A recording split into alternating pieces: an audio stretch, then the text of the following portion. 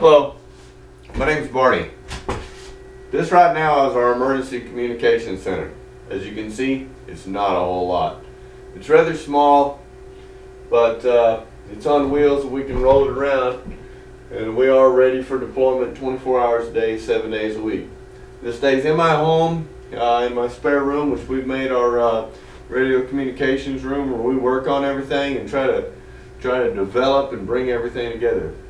The other two guys that normally work with me, Marvin and Brian, they're out right now trying to gather up some more materials and get things together so we can try to move on to the new project, which I'm asking for your help with.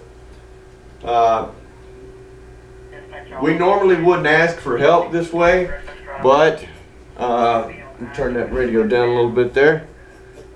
But we need it. We're to a point now where we've got to have some help. Right now we have a P25 digital radio that works in the newer law enforcement bands as well as ham radio bands. P25 is a digital mode. It allows us to get our signal out further. Think of it as the difference between analog, which would be like your old television signal when you had the rabbit ears and such. P25 digital, your new digital TV.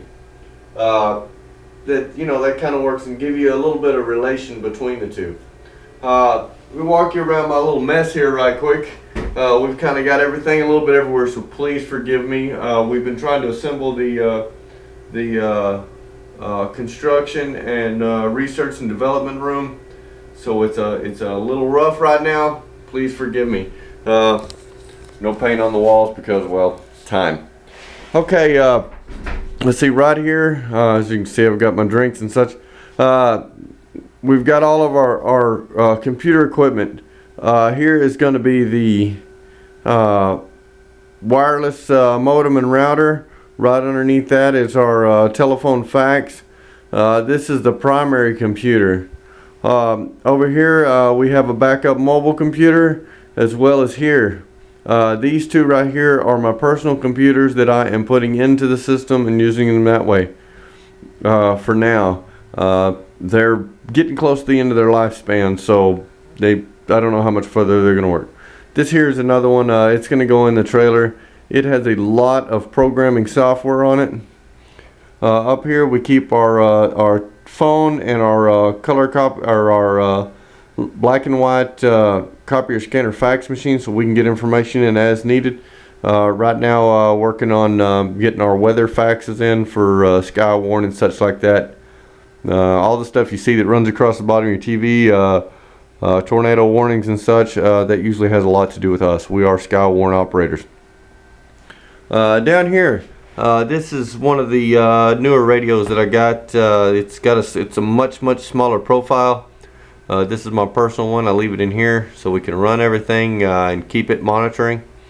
Underneath it you'll see a 12-volt power converter.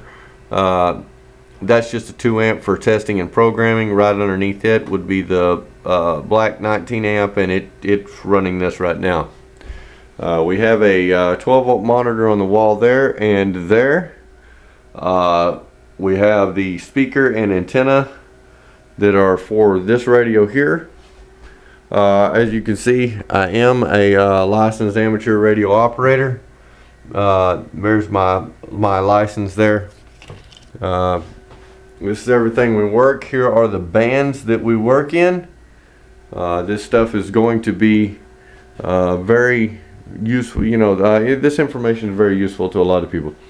To come over here, this is a dual band radio that one of our guys recently purchased. He spent a lot of his time, money, and effort on this.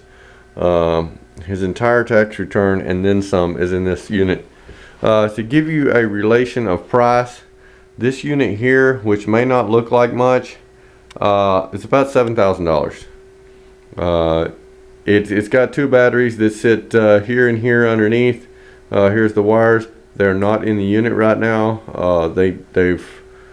We need maintenance on them. They're having instability issues. Other than that, that's kind of where we're sitting right now. We really do need your help. We're a good group of guys. And we don't want anything less than to bring together communications between public safety and volunteers like ourselves.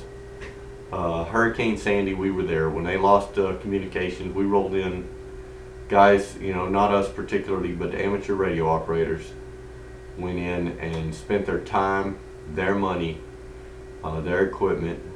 Some of them just parked, looking for people that might be hurt, communicating back. In 9/11, you can look on YouTube and see amateur radio during 9/11, during the Twin Towers.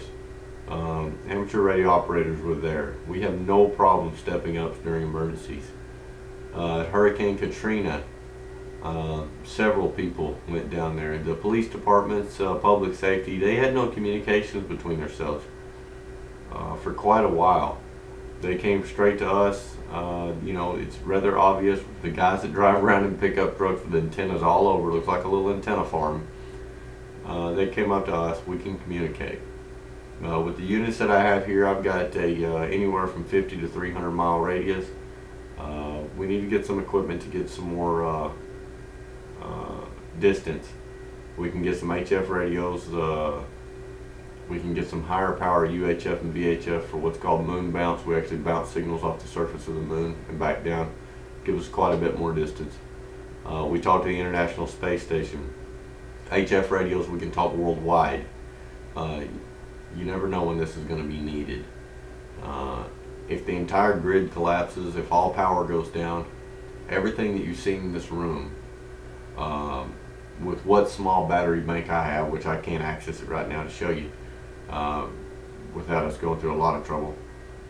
This room, just this room of my home, can self-sustain for about 2 days. Everything in here can run for approximately 2 days. I may lose internet depending on what goes on down on their end. I may lose telephone depending on their end.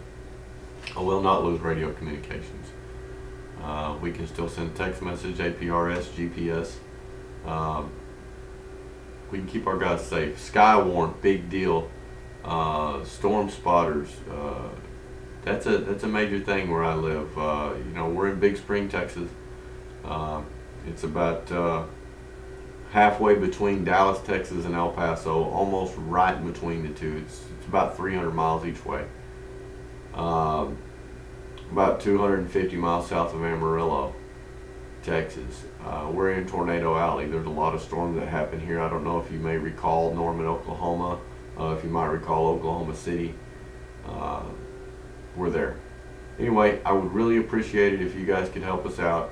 We're a really good group of guys. We're trying to get going. I will post more videos as we come along. And if we can get this going, you will get a full video on Kickstarter and YouTube of every single thing that we've done. Time providing that we're able to set up cameras for everything. Some stuff you just can't see because, well, it's just too minute and our cameras aren't that good yet. Anyway, thank you very much, and I appreciate your help. And let's get this going, guys. I'm depending on you.